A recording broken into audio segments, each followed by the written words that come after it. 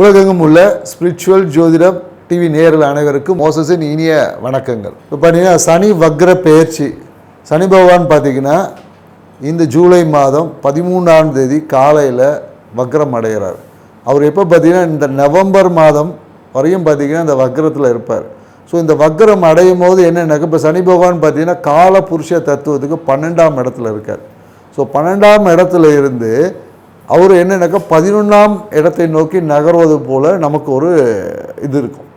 So அப்போ இந்த 11ஆம் இடம் என்ன லாப இடத்தை நோக்கி சனி பகவான் நகர்வதனால இந்த காலகட்டங்கள் பார்த்திங்கன்னா மிகுந்த நன்மையை அளிக்கக்கூடிய காலகட்டம் சொல்லுவான். ஏன்னா இவ்வளோ நாள் சனி பகவான் 12லேருந்து நிறைய குழப்பங்கள் தேவையற்ற விரயங்கள் எல்லாமே இருந்திருக்கும். அது எல்லாமே இப்போ மாற்றம் அடைந்து, ஏன்னா இப்போ நிறைய நாட்டிலே பார்த்திங்கன்னா பல பிரச்சனைகள் இருக்கும், இந்த போர் பல விஷயங்கள், இது எல்லாமே பார்த்திங்கன்னா இந்த காலகட்டத்தில் தீர்வுக்கு வருமானா கண்டிப்பாக ஒரு முடிவுக்கு வரும். பார்த்திங்கன்னா நாட்டில் இல்லை உலகத்திலே பார்த்திங்கன்னா அமைதியும் மகிழ்ச்சியும் சந்தோஷமும் மனிதாபிமானம் இந்த காலகட்டத்தில் அதிகரிக்கக்கூடிய காலகட்டமாக தான் இருக்குது. அதனால் ஏன்னா முதல்ல சனி வக்ரம்னா என்னன்றது ஒரு சின்ன புரிதலுக்காக. ஏன்னா நம்ம பார்த்திங்கன்னா பொதுவாக நிறைய பேர் ட்ரெயினில் திருப்பதிக்கு யாராவது ட்ராவல் பண்ணியிருந்தீங்கன்னு வச்சுக்கிங்களேன், திருப்பதியில் பார்த்திங்கன்னா ட்ரெயின் ரேணிகுண்டா வரை அப்படியே முன்னோக்கி போகிற மாதிரி இருக்கும், சரிங்களா? ஸோ அங்கேருந்து பார்த்திங்கன்னா என்ஜினை மாற்றி பின்னாடி என்ஜினை மாற்றி பின்னாடி இருக்க இடம் முன்னாடியாகவும் முன்னாடி இருக்க பின்னாடியாக மாறி என்ஜின் முன்னாடி போகும். ஆனால் என்ஜின் முன்னாடி தான் போவோம். நம்ம முன்னாடி இருந்தவங்களுக்கு என்ன மாதிரி முன்னாடி போனவங்களுக்கு என்ன மாதிரி ஒரு ஃபீலிங் இருக்குன்னா பின்னோக்கி இழுக்கிற மாதிரி ஒரு ஃபீலிங். ஏன்னா நம்ம பார்த்திங்கன்னா சூரியனை சுற்றி தான் நம்ம நீள்வட்ட பாதையில் கிரகங்கள் சுற்றிட்டு வருது. ஸோ அப்போது இந்த சனி கிரகம் அந்த நீள்வட்ட பாதையில் வரும்போது நமக்கு எதிரான திசையில் பயணிக்கிற மாதிரி ஒரு தோன்றல் இருக்கும். ஆனால் அது நேரடி பயன்தான் இருக்கும். ஆனால் அந்த எதிர்மறையான உணர்வுகளால் அந்த எதிர்மறையாக போகக்கூடிய அந்த தாக்கம் இருக்குது பார்த்திங்களா, அதனால் நிறைய பிரதிபலிப்புகள், அதனால் ஏற்படக்கூடிய பிரதிபலிப்பை தான் இங்கே நம்ம பலன்கள் சொல்கிறோம்.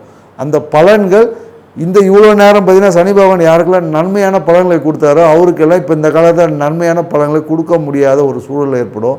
இவ்வளோ நாள் அசுப பலன்கள்லாம் சில ராசிகளுக்கு வந்திருக்கும், அவங்களுக்கு எல்லாமே இப்போ பார்த்திங்கன்னா அபரிவிதமான திடீர் அதிர்ஷ்டம் திடீர் நன்மைகள் எல்லாமே கொடுக்க போகிறேன். என்னக்க இந்த சனி பகவான் பார்த்திங்கன்னு வச்சுக்கிங்களேன், இப்போ 12ஆம் இடத்துல இருந்து 11ஆம் இடத்தை நோக்கி அவருடைய பார்வைகள் அவருடைய எதிர்மறையான விஷயங்கள் அதை நோக்கி பார்க்கறதுனால அப்போ என்னன்னாக்கா பல பேருக்கு வெளிநாட்டிலேருந்து எப்போ வரலாம் ஊருக்கு வரலாம் அப்படின்னு நினைக்கக்கூடியவங்களுக்கு எல்லாமே பார்த்திங்கன்னா ஊருக்கு வரக்கூடிய வாய்ப்புகள் உருவாகும். அதே போல் என்னன்னாக்கா ஏன்னா இவ்வளோ நாள் விரயமாகவே இருக்குது, எங்கே நமக்கெல்லாம் சனி பகவானை ஒன்றும் செய்ய மாட்டார் போல் இருக்குது அப்படின்ற நினைக்கிறதுக்கு எல்லாமே திடீர் அதிர்ஷ்டமாக அப்படியே என்ன நடந்துச்சுன்னு தெரியாது இல்லையா, அந்த 360 டிகிரி சேஞ்சஸ் மாதிரி தொழிலில் பார்த்திங்கன்னா லாபம் அதிகரிக்கும், திடீர் ப்ரொமோஷன் நிறைய பேருக்கு கிடைக்கும். ஏன்னா 11ஆம் இடம் என்பது லாபம் மன மகிழ்ச்சி. ஸோ எதிர்பார்க்காத நிகழ்வுகள் எல்லாமே திடீர் நடக்கும். ஆனால் அந்த விஷயத்திற்கான ஆற்றலை நம்ம ஏன்னா இப்போ ஒரு விஷயம் டாக்டர் ஆனோன்னா எம்பிபிஎஸ் படிக்கணும் இல்லையா, ஸோ அதே போல் தான் இந்த சனி பகவான் கொடுக்கக்கூடிய இந்த பலன்களை பெறறதுக்கான ஆற்றலையும் தகுதியும் நாம் வளர்த்துக்கணும். நம்ம எப்போதும் ஆன்மீகத்தில் சொல்லக்கூடிய ஒரு விஷயம் என்னன்னாக்கா இறைவன் கொடுக்க தயாராக இருக்கார், நம்ம வாங்கிறதுக்கான ஆற்றலை பெருக்கிக்கணும். இப்போ என்னன்னாக்கா இப்போ நமக்கு ஒரு உதவித்தொகையே வேணும்னா பேங்க் அக்கௌண்ட்டில் தான் கவர்மெண்ட் போடுவார், பேங்க் அக்கௌண்ட்டே இல்லை எனக்கு கவர்மெண்ட் உதவித்தொகை கிடைக்கலன்னு சொல்ல முடியாது இல்லையா. அப்போ அதுக்கு முன்னாடி பேசிக் குவாலிஃபிகேஷன் நம்ம பேங்க் அக்கௌண்ட்டை ஓப்பன் பண்ணணும். ஸோ இந்த மாதிரி தான் ஆன்மீகம் என்பது நம்ம என்ன சொல்கிறோம் அப்படின்னா ஒரு 2 நல்ல விஷயத்தை புரியும். ஏன்னா கோயில்கள் எல்லாம் போனீங்கன்னா அப்போ அந்த பிரசாதம் கொடுப்பாங்க, பிரசாதம் ஏன் கொடுக்குறாங்கன்னு கொஞ்சம் யோசித்து பார்த்தீங்கன்னு வச்சிங்களேன், அங்கே இறையருளும் இருக்கும், அதாவது நம்ம சிவத்துக்கு தேவையான ஆற்றலை பூஜை முறையில் இருக்கும், நம்ம உடலை வளர்க்கறதுக்கான உணவையும் கொடுப்பாங்க. அதனால தான் பார்த்திங்கன்னா ஸ்பெசிஃபிக்காக ஒவ்வொரு கோயிலையும் இந்த புளியோதரை லெமன் சாதம் இந்த திருப்பதி போனால் லட்டு இந்த மாதிரி அங்கே உடலும் உயிரும் ஒரு சேர வளரணும். அதை தான் அர்த்தநாரீஸ்வரர் தத்துவமே சொல்லும். ஏன்னா சிவபெருமானே தன் உடம்புல பாதியை சக்தி கொடுத்துருப்பாரு. அப்போ என்னன்னாக்கா இரண்டும் ஒரு சேர வளர்வது தான் அந்த நிகழ்வு முழுமையிடும். அதை தான் பரிகாரத்தில் கூட மோஸ்ட்லி எங்களுடைய வாடிக்கையாளருக்கு நம்ம சொல்வது என்னக்கா இரண்டும் ஆழம் வரையணும் அறிவும் வளரணும்னு சொல்லுவாங்க இல்லையா. ஸோ அதே போல் தான் நம்ம உயிரும் வளரணும், அதே மாதிரி அந்த உயிரான நிற்கக்கூடிய இந்த உடம்பு சரீரம் இதையும் நம்ம வலுவாக வச்சுக்கணும். அதுக்கு தான் சித்தர்கள்லாம் அந்த காய கற்பங்கள்லாம் பண்ணாங்க. ஸோ அதனால் நம்ம இங்கே என்ன சொல்லலாம், பரிகாரம் என்பது இரண்டையும் சம அளவுக்கு மாற்றங்கள் நிகழ்த்தும் போது தான் அந்த பரிகாரம் என்பது முழுமையடையும். அப்போ தான் அந்த காரிய தடை என்பது மேலும் உங்கள் வாழ்க்கை வளர்ச்சிக்கான விஷயம். நாம் இங்கே என்னென்னாக்கா ஒருமனே மந்திரத்தை மட்டும் சொல்லிட்டு போயிட்டே இருக்கோம். ஆனால் வாழ்க்கை முறையில் நம்ம மாறுவதில்லை. நீங்கள் மந்திரங்கள் சொல்வதுமெல்ல உங்களுடைய ஆத்ம பலம் வந்து அதிகரிக்கும். அந்த ஆத்ம பலம் செயல்படுவது உங்கள் உடம்புல தானே இருக்கும். அப்போது தேக பலமும் அதிகமாகணும் இல்லையா? அப்போ அதுக்காக தான் சில பார்த்திங்கன்னா நமக்கு அந்த உடல் ரீதியான சில என்ன சொல்லுவாங்க பழக்க வழக்கங்கள், இந்த உடலை பாதுகாத்து உடலை மெயின்டைன் பண்ணக்கூடியது. இந்த இடத்துல கறி சாப்பிடக்கூடாது, இந்த இடத்துல வெஜிடேரியனாக இருக்கணும், சைவ உணவை எடுத்துக்கணும், இந்த மாதிரியான விஷயங்கள் சொல்வது வந்து அந்த அந்த உயிர்த்தன்மையை பேலன்ஸ் பண்ணக்கூடிய உடலும் சப்போர்ட் பண்ணணுன்றதுக்கு தான். ஸோ இதை நம்ம புரிஞ்சு நம்ம ஒவ்வொரு பரிகாரத்தை நீங்கள் செஞ்சு பாருங்கள், கண்டிப்பாக சக்ஸஸ். ஏன்னா என்னுடைய நேர்களுக்கு என்னுடைய வாடிக்கையாளருக்கு நம்ம சொல்வது என்னென்னாக்கா பரிகாரம்னா அது பரிகாரமாக இருக்கணும். சும்மா ஒரு சம்பிரதாயம் மாதிரிலாம் இருக்கக்கூடாது. அந்த நிகழ்வு நடக்கணும்னா இந்த குறிப்பிட்ட நாள் இந்த நிகழ்வு நடக்கணும். அதுக்கான ப்ரிப்பரேஷனில் நம்ம போகும்போது வாழ்க்கை வெற்றியாக இருக்கும். அதே தான் இந்த இந்த சனி பெயர்ச்சிக்கு நம்ம சொல்லுவோம். ஏன்னா சனி வக்ரம் அடைகிறாரு. ஸோ இவருடைய வக்ரம் அடைந்து சில நிறைய ராசிக்கு பார்த்தா நற்பலனை கொடுக்க போகிறாரு. இந்த நற்பலனை பிறகுதான தகுதியை நம்ம வளர்த்துக்கும் போது நம்ம வாழ்க்கை எப்போதும் மகிழ்ச்சியான விஷயமா இருக்குன்றதான் சொல்கிறோம். வாங்க வீடியோக்குள்ளே போகலாம். மகர ராசிக்கு பார்த்தீங்கன்னா சனி பகவான் வந்து 3ல் இருக்க. இப்போ தான் 7.5 சனி முடிஞ்சதேன்னு சந்தோஷப்பட்டனே, மறுபடியுமா அப்படின்ற மாதிரி தான். ஏன்னா இது ராசியை பார்த்தீங்கன்னா காலபுருஷத்துக்கு 10வது ராசி.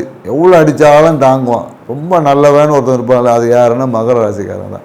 ஏன்னு வச்சுக்கோங்களேன், இவங்ககிட்ட நீங்கள் எந்த வேலையை கொடுத்தாலும் சரி ரொம்ப பொறுமையாக கவனமாக அது முடிக்கிற வரையும் ஒரு அடிமை மாதிரின்னு சொல்லலாம். அப்படி வேலை செய்யக்கூடிய ஒரே ஒரு ராசியாருன்னா மகர ராசிக்காரன் தான்.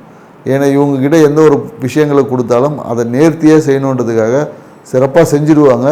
அதுக்காக தன்னையே அவ்வளோ வருத்தி செய்வாங்க. ஸோ அதனால் இவங்களுக்கு பேர் கிடைக்குமானு ஒன்றும் கிடைக்காது, 10 பைசா கூட கிடைக்காது. ஆனால் வேலை மட்டும் வாங்கிடுவாங்க. நம்ம நிறைய பார்த்தீங்கன்னா மகர ராசிக்காரங்க பார்த்தீங்கன்னா இந்த புலம்பலை நிறைய இடத்துல கேள்விப்படும். இப்படிலாம் ஒருத்தர் யாராவது புலம்புனான்னா நீங்கள் நேரடியாக கேட்கலாம், மகர ராசியான்னு கேட்டிங்கன்னா ஆமான்னு. ஏன்னா இவங்களுக்கு உழைப்புக்கேற்ற அந்த ஊதியம் என்பது அவ்வளோ சீக்கிரத்தில் கிடைக்காது. என்னங்க இது சூப்பர் ஸ்டார் ரஜினிகாந்த் அவர் மகர ராசி தான், அவருக்கு கிடைக்குதுன்னா அது சினிமா துறையில் மட்டும்தான் கிடைக்கும், வேறு எந்த துறையிலும் கிடைக்காது. ஏன்னா இதே மகர ராசிக்காரங்க இந்த விஷயத்தை சினிமாவில் பயன்படுத்தினாங்கன்னு வச்சுக்கோங்க, அவ்வளோ வளர்ச்சி அடைவாங்க. இப்போ இந்த வக்ர சனி பெயர்ச்சி இவங்களுக்கு என்ன பண்ண போகுதுன்னு பார்த்தீங்கன்னு வச்சுக்கோங்களேன், இவ்வளோ நாள் ஒரு நிம்மதியாக இருந்திருக்கும். ப்ரொமோஷன் அப்படின்னு கொடுத்துருப்பாங்க, கொஞ்ச நாள் கழிச்சு தான் இதை வந்து இம்ப்ளிமெண்டேஷன் வரும்னு சொல்லிட்டு அப்படியே ஸ்டாப் பண்ணிடுவோம். அதே மாதிரி இன்க்ரிமெண்ட்டுன்னு இந்த பர்சன்டேஜ்னு சொல்லியிருப்பாங்க, ஆனால் அக்கௌண்ட்டுக்கு வர்றதுக்கு காலதாமதம் ஆகும். ஸோ இந்த மாதிரி நல்ல நிகழ்வு எல்லாமே சுற்றி நடந்திருக்கும், அதை அனுபவிக்க முடியாமல் இருக்கும். அதான் சொல்லுவாங்க இல்லையா? ஸோ அந்த மாதிரியான ஒரு சூழல் தான் இந்த காலகட்டத்தில் இருக்குது. ஸோ இந்த காலகட்டத்தில் என்னக்கா அதிகப்படியான பணி சுமையால், வேலை சுமையால் ஒரு தூக்கமின்மை தான் இருக்கும். வேலையை மாற்றிடலாமல் இருக்கும். ஏன்னா ப்ரொமோஷன் கொடுத்துருப்பாங்க, இன்க்ரிமெண்ட் கொடுத்துருப்பாங்க, அதை அனுபவிக்க முடியலாம், வேலையை மாற்றிடலாம், வேலைக்கு போயிடலாம் அப்படின்ற ஒரு உணர்வு தான் ஏற்படும் மகர ராசிக்காரங்களை. அதே போல் பார்த்திங்கன்னா மேலும் இந்த தம்பி தங்கை இந்த உறவுகள் அந்த அளவு சுமூகமாக இருக்காது. ஏதோ ஒரு பிரச்சனை, ஏதோ ஒரு நெருக்கடியை கொடுத்துக்கிட்டே இருப்பாங்க. அதே போல் என்னென்னாக்கா இந்த வாழ்க்கை துணை பார்த்தீங்கன்னா இவ்வளோ நாள் சைலண்ட்டாக இருந்திருப்பாங்க, இப்போ திடீர்னு ஆரம்பிச்சிருப்பாங்க. என்னென்னாக்கா இவங்களுக்கு குடும்பத்தை பற்றி பேசுகிறது, இல்லை வெளியூர் போகலாமா, விரயங்களை ஏற்பட தயாராக இருப்பாங்க. அப்போ வாழ்க்கை துணை சார்ந்த விஷயத்தில் தேவையற்ற அன்பிளான்டு விரயங்கள் வந்து இருக்கும். ஒன்று அவங்களோட உடல் அசுகத்துக்காக விரயம் இருக்கும், இல்லைன்னா கடன் வாங்கி ஏதாவது அந்த கடனை இவங்க தான் அடைக்கிற மாதிரி தேவையற்ற அவங்க பேச்சை கேட்க மாட்டாங்க இந்த காலத்தில் வாழ்க்கை துணை. நீங்கள் எவ்வளோ சொன்னாலும் உங்கள் பேச்சுக்கு மதிப்பு என்பது இந்த காலகட்டம் ரொம்ப கம்மியாக தான் கிடைக்கும். அதனால் என்னென்னாக்கா தேவையற்ற ஒரு என்ன சொல்வது மன நெருக்கடி இருக்கும். என்னடா இது வாழ்க்கை இருக்கணுமா அப்படின்ற மாதிரியான நெருக்கடி சூழலாம் இருக்கும். இது எல்லாமே கொஞ்ச நாள் தான். இந்த வக்ர பயிற்சிக்கு அப்புறம் பார்த்தீங்கன்னு வச்சுக்கோங்க, போனதெல்லாம் டபுளாக வந்துடும். அதனால் இந்த ஒரு காலத்தை நீங்கள் வந்து ஒரு என்ன சொல்வது உங்கள் வாழ்க்கைக்கான படிப்பினைக்கான காலம் அப்படின்னு நம்ம எடுத்துக்கிட்டு போக வேண்டியதுதான், வேறு வழி இல்லை.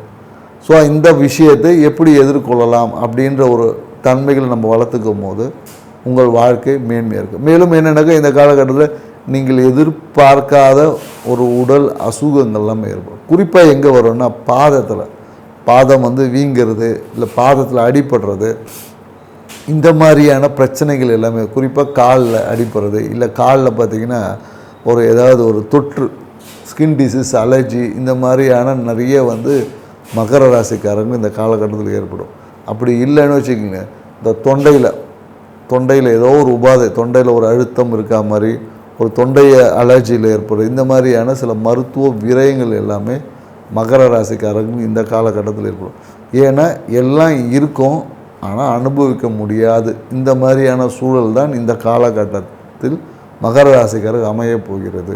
ஸோ அதனால் இந்த சூழலை எப்படி நாம் கடந்து போக போகிறோம் அப்படின்ற ஒரு தன்மையை நம்ம வளர்த்துக்கிட்டோன்னா இந்த சூழலை கடக்கும் போது, ஏன்னா ஒரு வெற்றி என்பது ஒரு தடையை தாண்டி தான் வெற்றி.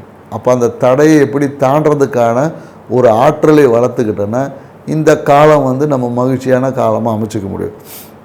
ஸோ இவங்களுக்கு இந்த தடை, ஏன்னா மகர ராசிக்காரங்க பார்த்திங்கன்னா கூடவே 8ல் கேது பகவான் இருக்கார், 2ல் ராகு பகவான் இருக்கார். ஸோ அப்போ என்ன பார்த்திங்கன்னா காசு பிரம்மாண்டம் வரா மாதிரி இருக்கும். அப்போ எப்படி போகுதுன்னே தெரியாது. ஸோ மகர ராசிக்காரங்களுக்கு இந்த காலகட்டத்தை அடைக்க வேண்டியது என்னென்னாக்கா, சனி பகவான் விட்டா உங்களை மொட்டை அடிச்சிருவார். அதனால் நீங்கள் போய் ஏதோ ஒரு கோயிலில் ஒரு மொட்டை அடிச்சுக்குங்க. இதுதான் உங்களுக்கான பரிகாரமே.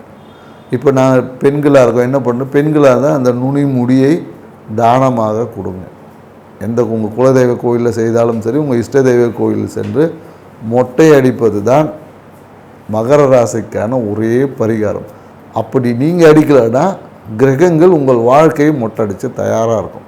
ஸோ அதனால் நீங்கள் அடிச்சிட்டிங்கன்னா கிரகங்கள் உங்களுக்கு அதே நற்பலன்களை மாற்றிடும். இந்த விஷயத்தை எதிர்கொள்ளக்கூடிய ஆற்றல், இந்த பிரச்சனைகளை எதிர்கொள்ளக்கூடிய ஆற்றல் வந்து உங்களுக்கு அதிகமாகிடும். ஸோ அப்போ வந்து இந்த சனியோட தாக்கமான மற்ற கிரகத்தோட தாக்கத்திலேருந்து உங்கள் வாழ்க்கையை நீங்கள் மேன்மைப்படுத்திக்கலாம். ஸோ அதனால் மொட்டையை அடிங்க, வாழ்க்கையில் வெற்றி அடைங்க. ஏன்னா இந்த காலகட்டத்தில் பார்த்திங்கன்னா மகர ராசிக்காரங்க என்னென்ன இவ்வளோ நெருக்கடிகள்லாம் இருப்பதுனால இவங்க குடும்பத்தில் யாரோ செய்வினை வச்சுட்டாங்க அப்படின்னு சொல்லக்கூடிய ஒரு காலகட்டம் இருக்குது. அந்த செய்வினை கோளாறு தான் அப்படின்னு சொல்லிட்டு எங்கேயாவது போய் செய்வினை எடுக்கிறேன், இதை எடுக்கிறேன் போய் செலவு பண்ணிகிட்ருப்பாங்க. அதனால் உங்களுக்கு செய்வினைலாம் ஒன்றும் கிடையாது. இது வந்து கிரகங்கள் நிகழ்த்தக்கூடிய ஒரு நிகழ்வு. உங்களை இன்னும் ஸ்ட்ராங் ஆக்கிறதுக்கு கிரகங்கள் செய்யக்கூடிய வேலை என்பதை பிடிக்கும். ஏன்னா நீங்கள் செய்வேனேன்னு போனீங்கன்னு வச்சு உங்கள்கிட்ட பெரும் பணத்தை வந்து பிடுங்கிட்டு போயிடுவாங்க. ஸோ அதனால் கிரகங்களால் நிகழ்த்தக்கூடிய நிகழ்வு இது கடந்து போகும் என்ற உணர்வை நீங்கள் வளர்த்துக்கிட்டிங்கன்னா இந்த செய்வினை கோளாறு அந்த மாதிரியான விஷயங்கள்லேருந்து தேவையற்ற விரயங்களை தவிர்த்துக்க முடியும்.